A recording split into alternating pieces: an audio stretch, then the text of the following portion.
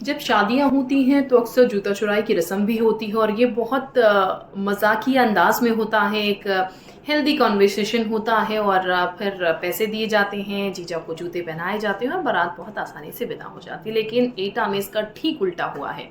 एटा में हुआ यूं कि जीजा से पैसे मांगे गए। जब जूते चुराई की रस्म पर पैसे मांगे गए तो विवाद इतना बढ़ गया कि दुल्हन बिना विदाई के ही रह गई। जी हाँ, दुल्हन को विदा ही नहीं किया गया।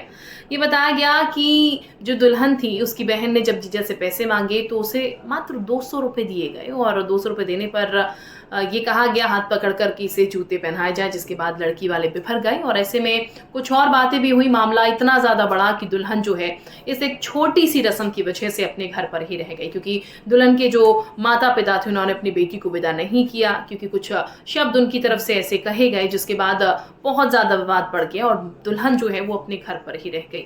तो अब सिर्फ 200 रुपए की वजह से शादी रुकी या फिर विवाद इतना ज्यादा बढ़ गया था या फिर चीजें कुछ ऐसी हुई जिसकी वजह से दुल्हन विदा नहीं हो पाई, ये शादी पूरी तरीके से संपन्न नहीं हो पाई, ये जरूर हैरानी का विषय रहा यहाँ पर। लेकिन अगली बार अगर आप किसी शादी में जाएं या फिर आपके परिवार में किसी की शादी हो तो जरा याद रखिएगा, दूल्हा की जो जूते चुराने की रस्म है उसमें जरा नोक झोंक ना हो, और नोक झोंक हो तो ये प्यार भरी रहे, नहीं तो फिर चीजें खराब हो सकती हैं, जैसे कि एटा से ये मामला सामने निकल के आया है।